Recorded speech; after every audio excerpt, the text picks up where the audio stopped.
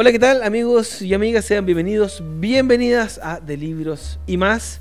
En esta oportunidad estamos con Andrés Valenzuela, escritor nacional, y lo que nos convoca el día de hoy es este libro, permítanme tomarlo acá, que es La Fragata Cochrane, una novela de la Guerra del Pacífico. Andrés, un gusto tenerte acá, ¿cómo estás? Bienvenido. Muchas gracias, muy bien, muy agradecido de tu invitación. Oye, Andrés, para Chile la Guerra del Pacífico tiene distintas aristas, ¿verdad? Que fue una de las incursiones más importantes dentro de la historia nacional, obviamente, pero también en Latinoamérica.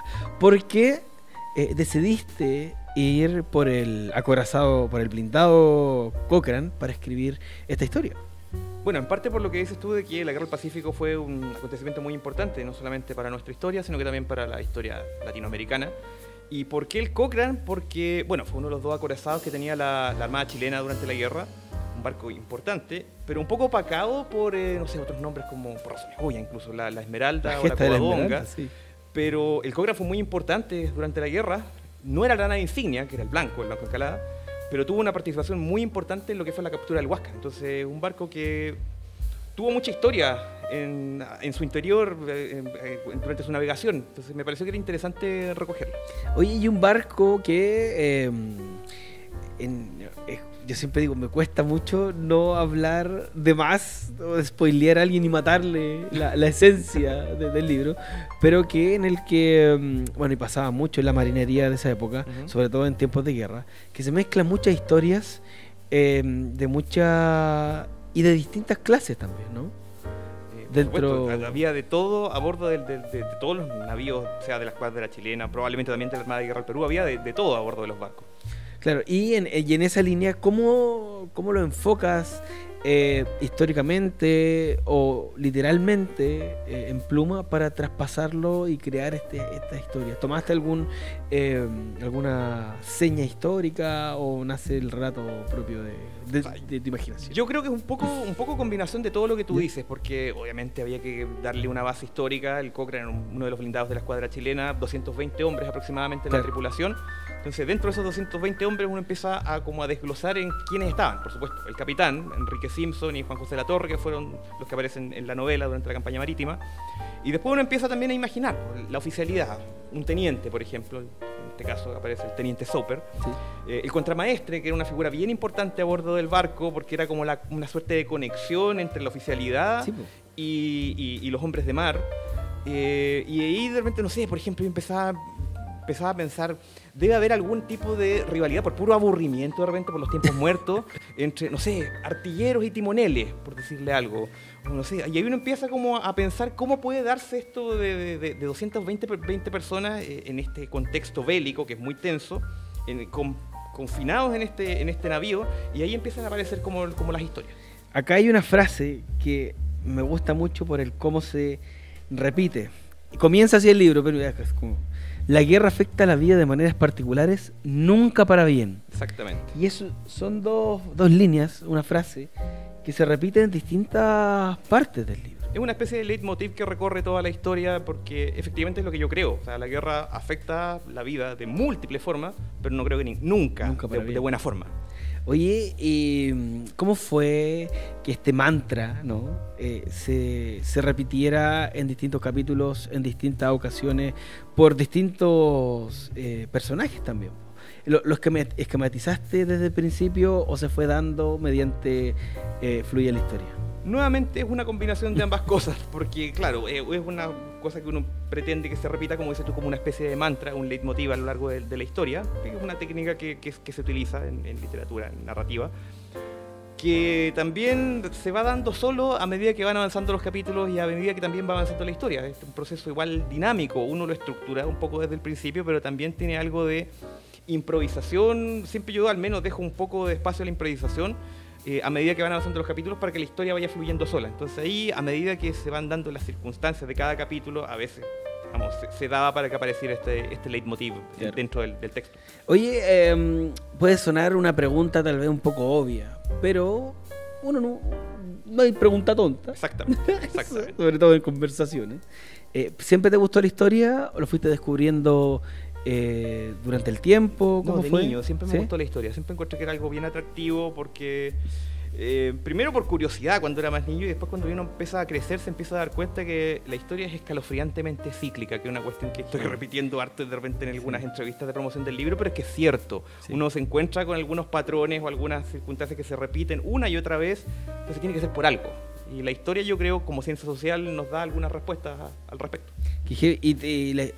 ¿Alguna en particularidad punto de la historia chilena, las guerras del Pacífico? En general la historia. Ahora, lo que es la historia bélica me interesa bastante, no porque yo sea un belicista, todo lo contrario. De hecho, el libro creo que es una prueba, lo que dices tú, esto que la guerra afecta a las personas, pero nunca para bien. Pero creo que es importante y más que importante, es interesante, porque permite ver ciertos patrones que se repiten incluso no solamente en nuestra propia historia, sino que en la historia universal. En general. De hecho, eso te iba a decir, que hice la pega de investigar al escritor.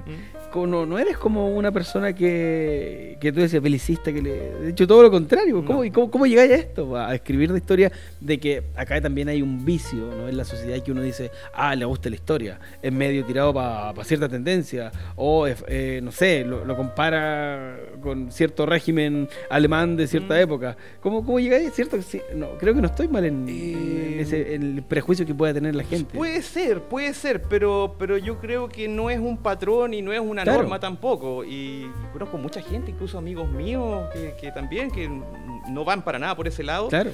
Que más bien tenemos cuestiones en común y nos gusta mucho la historia, y sobre todo la historia bélica. De hecho, un querido amigo mío, durante una conversación, cuando estaba preparando la novela, me dijo: oye, sí, lo del Cochrane es interesante, pero ¿por qué no he pensado de repente en los tiempos muertos, en donde entre cada combate y combate, que es lo que está registrado en la historia, porque es lo que tiene relevancia histórica? ¿Qué pasa entre cada combate cuando las campañas son muy largas? Las campañas son larguísimas, entonces de repente, no sé, está un guardia de marina de guardia, valga la redundancia, en la cofa, muerto de frío una noche. ¿Y en qué piensa? O no sé, un artillero y un timonel que están jugando a las cartas y de repente hay alguna disputa y ninguno sabe si mañana van a estar vivos o no, si es un contexto bélico. Entonces, bueno, eso me lo dijo un querido amigo y claro, no para nada. Mis amigos en general les gusta mucho la historia bélica y no vamos por ahí. Entonces yo creo que puede ser, como dices tú, un prejuicio. Y aparte que los buques son tan grandes e imponentes, pero tan pequeños a la vez. Por supuesto. A mucha gente le pasa que ven el Huáscar, por ejemplo, que está en Talcahuano, y claro, se imaginan, no sé, la Estrella de la Muerte, por decirte así, como hacer un símil de Star Wars, una cuestión gigantesca, y no, ningún barco de esa época era tan grande. También la comparación con los barcos de guerra actuales, los barcos de guerra de ahora son gigantescos comparados con lo que eran los lanchas, lo que teníamos, y con lo que era la guerra del Pacífico. Entonces, claro, de repente hay una visión media equivocada, no sé si equivocada, pero media tergiversada, sobre todo si es que uno no vivió esa época, de cómo eran las cosas. Y además hay otro punto porque yo decía tan grande y tan pequeño a la vez. Porque, haciendo también en la comparación del día de hoy, vemos tremendas máquinas, tremendos navíos, pero por dentro son minúsculos los espacios que hay, a eso me refería también. Donde todos tienen que convivir y que, bueno, la oficialidad tiene un poco más de comodidad, pero siguen siendo pequeños, donde se pueden dar miles de historias. Un comentario que es recurrente es, por ejemplo, la réplica de la Esmeralda que está en Iquique, que la gente entra al barco.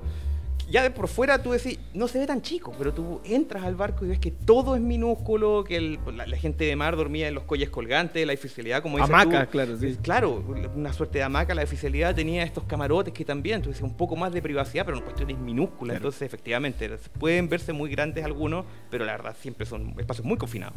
Me gusta también que se tomara en la fragata Cochrane, que se ve, tú decías, opacada de pronto en la historia por lo que hizo la Covadonga, pero se ve también opacada por la Esmeralda, que si bien no ganó en temas bélicos, ganó en lo moral, y lo retrata también y lo describe en el libro. Por supuesto, y la idea de la fragata Cochrane era como plasmar un poco la campaña marítima de la Guerra del Pacífico completa, pero visto desde la tripulación del Cochrane. El Cochrane, cuando ocurrió el combate naval de Iquique, daba en la expedición al Callao, donde estaban tratando de dar con la escuadra de la Marina de Guerra del Perú. La Marina de Guerra del Perú venía bajando por el mapa mientras la Armada chilena, la escuadra de la Armada chilena iba subiendo, nunca se toparon. Y claro, ocurrió los eventos del combate naval de Iquique, y claro, cuando regresan de esa expedición fallida, porque no encontraron la Armada de Guerra del Perú, Claro, me imaginaba cómo debe haber sido enterarse de semejante noticia en ese contexto. O sea, estamos en un contexto de guerra declarada hace un par de meses y te enteras de lo que pasó en el combate naval de Iquique. Yo me imagino que debe haber sido una cuestión tremenda para las tripulaciones. Claro. ¿Por qué no estábamos aquí? ¿Por qué estábamos allá? ¿Por qué tuvo que pasar lo que pasó? Entonces, claro, muy complicado. Y de contexto, por si alguien no se acuerda o no lo sabe, Iquique no era chileno en ese claro, por supuesto. Solo ni siquiera habían avances para ir a Iquique. En ese tiempo se estaba haciendo solo un bloqueo marítimo para evitar que hubiera más pertrechos, para que llegara contingente o también alimentos. Todo lo tenían que hacer vía terrestre y que se demoraba mucho más. Exactamente, por vía terrestre. Era mucho más complejo por el clima del desierto. Entonces el mar era fundamental no solamente para la guerra, sino que para la vida. Claro. Entonces, claro, la Esmeralda y la Covadonga estaban, como tú bien dices, haciendo el bloqueo en Iquique cuando ocurrió el combate naval de Iquique, y ese fue el contexto, digamos. Y hay algo que no es tan heroico, por decirlo de alguna forma, y era que se quedaron esos dos buques, no porque fuera lo más fuerte, sino era porque los que estaban en peor condición. Exactamente, eran los dos barcos que, bueno, la Esmeralda no se movía, sí. y la Covadonga tenía un poco más de desplazamiento, y por eso el alto mando en la expedición decidió mandar lo mejor que tenía, porque pensaban que la manera de decidir la guerra era un enfrentamiento a mar abierto con la escuadra de la Marina de Guerra del Perú. Y claro, al final pasó lo que todos sabemos, que no se encontraron las dos escuadras. Llegado el Huáscar y la Independencia se encontraron con la Covadonga y con la Esmeralda, y ocurrieron los eventos de Iquique y Punta de Plaza. Otro punto importante del libro es cómo tú resaltas, y que propiamente tal de la historia, la figura de Grau. Que Grau es un personajazo. Yo creo que nadie en el mundo que le guste la historia, que le guste el mundo militar y naval, puede reconocer el dolor de cabeza que fue para Chile y lo inteligente que era como marino. Absolutamente. Durante varios meses se desarrollaron lo que se llaman como las correrías del Huáscar, que mientras estuvo Miguel Grau con su Huáscar navegando por el Pacífico, la Armada chilena, como tú bien dices, no sabía cómo resolver el problema. Era un quebradero de cabeza constante, y Grau atacaba puertos, cortaba el cable del telégrafo, hasta que fue el punto culmine cuando capturó el transporte Rímac, que llevaba un regimiento completo de caballería chileno a bordo. Y ahí quedó la escoba, como se dice en buen chileno. Hubo disturbios afuera del Congreso, y ahí hubo cambios en la Armada, y ahí se tomó la decisión más concreta y más aterrizada, más directa, de que dijeron, ya, el Huáscar y Miguel Grau deben ser neutralizados por parte de la Armada chilena, porque ya no sabemos qué hacer con esto. Toma rumbo norte. Y aparte, otra arista es lo humano y el honor militar que tenía Grau. ¿A qué me refiero esto? Con lo que se relata en tu libro o en libros que profundizan más de esto, de el honor militar, el dar sepultura, por ejemplo, a Prat, a no matar a sangre fría a lo que quedó de la tripulación de la Esmeralda y tomarlos de rehén. ¿Cómo fue para ti plasmarlo en esta novela también, de algo que poco se sabe, que también fue él muy apegado a los códigos militares, con la oficialidad y también con los marineros? Precisamente la idea también era recoger el comportamiento que tuvo don Miguel Grau, porque como tú bien dices, o sea, se apegó mucho a las normas de la guerra naval, tuvo comportamientos que incluso podrían no ser esperables, no sé si no esperables, pero demostró una grandeza, por ejemplo, claro, al devolver las pertenencias personales que tenía Arturo Prat, devolver la espada de guerra. Es una conducta que en este contexto bélico dice mucho, porque podía haber sido un precioso trofeo de guerra. La espada no es solamente un arma en ese contexto, sino que también es un símbolo. Y Prat se la devolvió a Carmela Carvajal, y Carmela Carvajal le escribió una carta, la esposa de Arturo Prat, doña Carmela Carvajal, le escribió una carta agradeciéndolo. Entonces, sí, efectivamente, era algo que era necesario rescatar, recoger y plasmar de forma patente en la novela. Hoy estamos hablando mucho de historia, que es algo que me gusta bastante, y que a ti también, pero me gusta también conocer los procesos creativos que tienen ustedes, porque igual es difícil no sé si voy a decir bien o mal el concepto, tú me corriges. Puede ser novelar, tal vez. Sí, ya estaba entre novelear y dije, suena pésimo, pero es novelar, yo creo, por ahí va. Novelar este tipo de ficcionar, puede ser. Ahí está. Si por eso tú escribes y yo hago preguntas. Ficcionar este tipo de historias donde uno siempre dice, ya, pero ya se sabe. Es difícil ese proceso de exigirte de pronto, o cuando estés escribiendo, decir, pucha, esto ya lo leí o esto ya se sabe. No sé, a mí me intriga eso, de cómo lo abordan ustedes para crear este tipo de historias que, insisto, y vuelvo a decir, lo he hecho en pantalla, a mí me encantó el libro. Muchas gracias, se agradece muchísimo esa... A mí me gusta mucho que la gente disfrute con los libros, algo que de verdad me pone muy contento. Respondiendo a tu pregunta, tiene su qué esto de la narrativa histórica, porque hay que ceñirse un poco a acontecimientos que pasaron, versus otra narrativa que puede ser 100% ficción. Yo puedo hablar de lo que hago yo, no sé cómo lo harán otros colegas. Caso a caso y claro. Yo creo que yo no creo que haya métodos correctos o incorrectos acá. Yo creo que cada uno trabaja de la forma que al final mejor le sale y donde obtiene los mejores resultados.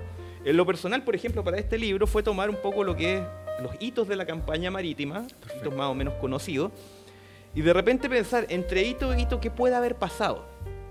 Y ahí de repente irse a las fuentes, ver tal vez algunos relatos de marinos o algunas crónicas de época, y de repente tomar alguna anécdota que alguien pueda mencionar, así a la pasada. Buenísimo. Por ejemplo, estamos reparando el cable del telégrafo, que lo cortó por enésima vez el Huáscar al mando del comandante Grau.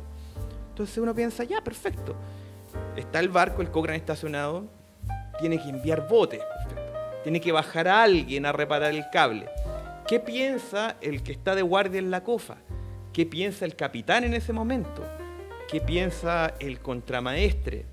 ¿Qué piensa, no sé, los artilleros que están contando las granadas para el siguiente combate?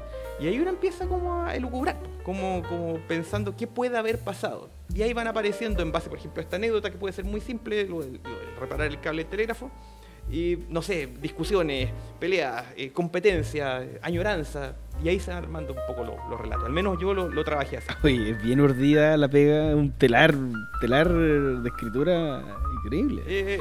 Yo creo que es un muy buen símil lo del telar, sí, porque es como ir hilando y ver pasada y pasada y pasada, y ahí se va armando el tejido de la historia. Buenísimo. Oye, por ejemplo, esto lo pensé harto para no spoilearlo porque es una parte muy entretenida y muy apasionante, y un pasaje que cuando están en el sur y empiezan como ¿se te ocurrió a ti? Lo leí y quiero... ¿Lo podemos contar?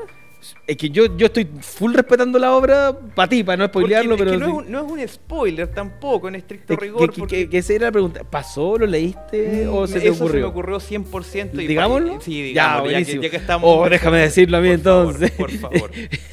Que es la aparición de un barco a vela más rápido que el Cochrane, era un vapor, ¿verdad? Sí. A base de carbón, y que ven con asombro cómo un buque a vela, que se veía más antiguo, los pasaba. Y estamos hablando, yo dije, mira, y este proceso hice yo cuando lo leí. Yo no recuerdo en la Guerra del Pacífico un enfrentamiento en el sur. Lo está describiendo un barco a vela. Dije, un barco a vela, y seguí leyendo y no lo dice, era el Caleuche.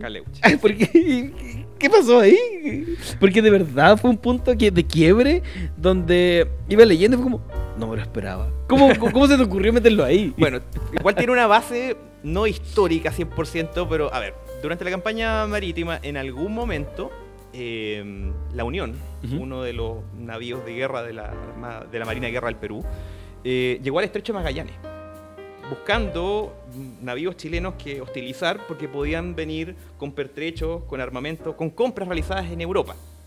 De proveedores europeos, traerlos así a la mala, porque supuestamente había neutralidad y no podían venderle armas, pero lo hacían igual. Por eso digo que la historia es escalofriantemente cíclica. Y la Unión fue al Estrecho de Magallanes, no encontró nada, no encontró ningún navío. Entonces, pero se me ocurrió que podía ser interesante abrir el espectro de escenarios de una narración que prácticamente en su totalidad ocurre en el norte, en el Océano Pacífico, pero en el norte. Y dije, ya, pero bueno, ya, el servicio secreto puede haber averiguado que la Unión andaba dando vueltas por el sur, entonces ya, es necesario, como hay que cubrir todos los puntos y como tenemos muy pocos barcos, enviamos uno para que, igual que la Unión, a ver qué encuentra. Y se me ocurrió, ya, perfecto, mandemos que la fragata Cochrane vaya hacia el estrecho de Magallanes, y claro, en el camino, ahí a la altura más o menos del estrecho, del seno del reloj Caví, por ahí llegando a Chiloé, se me ocurrió, claro, ¿qué cosa más autóctona de Chiloé? Bueno, el caleuche, po. Y dije, ya, pero ¿cómo podemos hacer aparecer el caleuche? Bueno, y ahí empecé a pensar, bajo circunstancias de mucho estrés, a veces ocurren situaciones que pueden catalogarse como alucinaciones colectivas. Claro. ¿Qué ha pasado de repente? Nunca quedó muy claro qué fue lo que pasó en estos hechos que están documentados, de los cuales estuve ahí investigando un rato. Pero el componente común es que es mucho estrés. Y de repente alguien dice algo y otro le contesta, ah, sí, tienes razón y tal cosa. Y otro dice, no, sí, y pasa tal cosa. Y empieza como a potenciarse. Una histeria colectiva después. Empieza como a potenciarse esta histeria colectiva, producto del estrés del escenario bélico. Y dije, ya, pues, coincide, calza. Aquí podemos hacer aparecer al caleuche. Qué bueno que lo pudimos decir, estaba tan ahogado. Pero claro, yo de verdad estaba muy intrigado, dije, no recuerdo que haya... Dije, pero bueno, hay cosas que uno no sabe, dejémonos sorprender. Y vaya, son las licencias que de repente uno se puede tomar con la ficción. Pues finalmente esto no es historia, esto es ficción. Y son licencias que uno se puede tomar para hacer el relato también un poco más entretenido.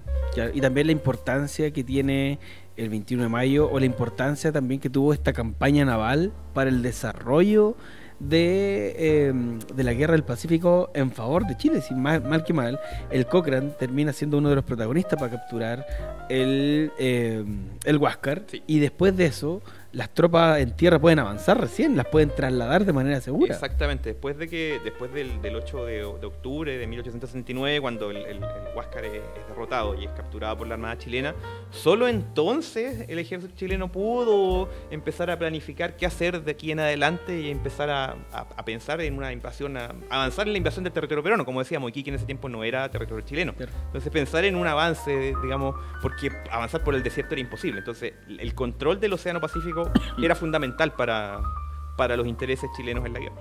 A mí, yo lo decía, me gustó el libro, y me gusta cuando los libros se me hacen cortos. Y se me hacía... Y no lo veo como algo malo, sino lo veo como algo bueno porque lo disfruté. Pero en esta... Son un poquito más de 150 páginas, más o menos. Hay muchos personajes también, po. Sí. Y que conviven entre ellos, pero a la vez tienen sus dramas personales. Como debe haber sido probablemente, claro. En la realidad. Eso es lo que yo pensaba que podía haber pasado. Por eso está claro que hablamos, estaban los capitanes, está el teniente, está el contramaestre, que era como este vínculo entre los oficiales y la gente de mar. Bueno, hay un artillero, hay un soldado de artillería de marina, que finalmente ellos no eran marinos, claro, sino que eran como soldados de regimientos que estaban asignados a las tripulaciones de los barcos de la Armada.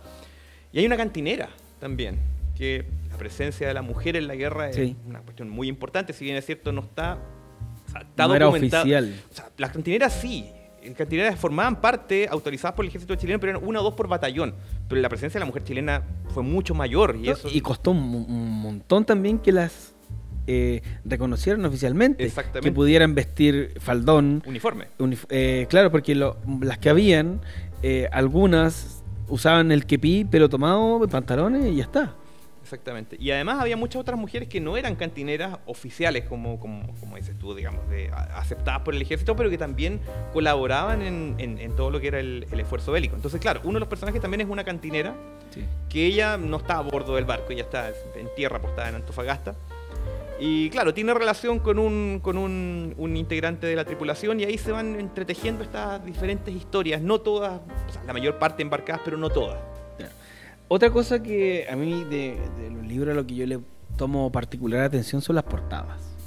Porque, como todo el mundo dice, no hay que jugar un libro por su portada, pero todo el mundo jugamos los libros por la portada. Acá me llamó la atención, primero, el color. Y acá vamos a hacer un detallado de la portada. Verde. Un revólver de la época, me imagino, y una gorra de la misma. ¿Por qué verde? ¿O no? Se pensó que podía ser una escala cromática más o menos apropiada a lo que puede ser una historia naval.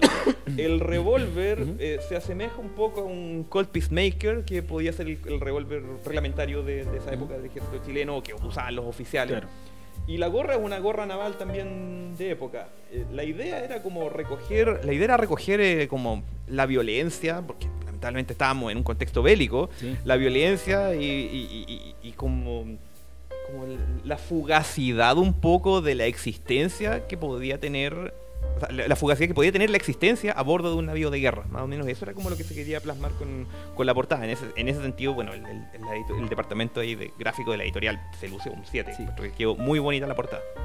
Ya una pregunta mañana, ¿son reales la composición o está...? Es una composición digital que hicieron los muchachos de la editorial. Pero está... Porque si uno dice, ya, vamos a ver lo más obvio, ¿no? Una fragata, ya, ¿por qué no hay un barco acá? Pero claro, hay otro concepto que... Era un poco obvio poner el Cochrane en la portada, por eso yo creo que ahí como digo, se lucieron la gente del departamento gráfico de la editorial, porque no se cae en la obviedad de poner la fragata Cochrane en la portada, y creo que plasma muy bien lo que es la historia. Y es más llamativo, dice, mira, una gorra, un revólver de la época, pero a mí me llamaba la atención lo del color verde. Claro, ahora que me lo mencionas tú me hace mucho más sentido de por qué. No sé, me estoy deteniendo de pronto en novedades, pero yo creo que a veces es más fácil decirlo. Pero también, por ejemplo, tal como colocar el Cochrane, podría haber sido también haber colocado el color azul, que es como la obviedad para pensar en algo naval o en algo relacionado con el mar. Entonces creo que con el color así quedó mejor, un poco menos obvio. Mira, Mati, nuestro querido compañero, me manda un dato y que lo voy a leer porque me parece un dato muy interesante. Mira, pensaba que el cardenillo, verdín o verdete, también conocido como verde gris, es una pátina de color azul, verde semisaturado similar al turquesa que se forma sobre superficies de cobre cuando el metal se avejenta. Oye, bueno, habría sido también. Eso te vamos a dar el texto para que es por eso. Es un buen dato, sobre todo de hecho, no sé, por los cañones, después de tanto entrar en combate con la humedad del mar, la salinidad también que los deteriora. Entonces, claro, pueden tomar las reliquias marinas. Oye, Mati, te vamos a robar esa referencia. Está bastante buena. Oye, Andrés, lamentablemente, como yo digo, cuando lo disfruto se me hace todo corto, se nos está acabando el tiempo. Pero cuéntanos, ¿dónde lo pueden encontrar? ¿Ya está en librería? Sí, ya está en librería, ya tuvo su presentación ahí en el Festival Penguin de la editorial y ahora ya está llegando a librerías. Entiendo que está casi en todas las librerías de todo el país. Si es que no está, la gente lo puede pedir y ahí se comunican con la editorial y ahí se hace llegar. Está por internet también. También está por internet y está también disponible en ebook o libro digital, electrónico, no sé muy bien cómo se dice, pero en ebook, que esa es la denominación oficial. Claro, entonces ahí está Fragata Cochrane, una novela sobre la Guerra del Pacífico. Para cerrar, confidencial, en 2 días me consumí de una manera increíble. Hace rato no me pasaba con un libro, así que te felicito, Andrés, y como te repito, muchas gracias por estar con nosotros. Muchas gracias a ti por la invitación, qué bueno que te haya gustado el libro, eso para mí es muy importante, me pone muy contento, así que bueno, y muchas gracias por haber estado aquí. Ahí está, Fragata Cochrane, una historia, una novela también con datitos reales que no se conocía del combate naval de Iquique. Nos vemos, cuídense, que también. Chau, chau.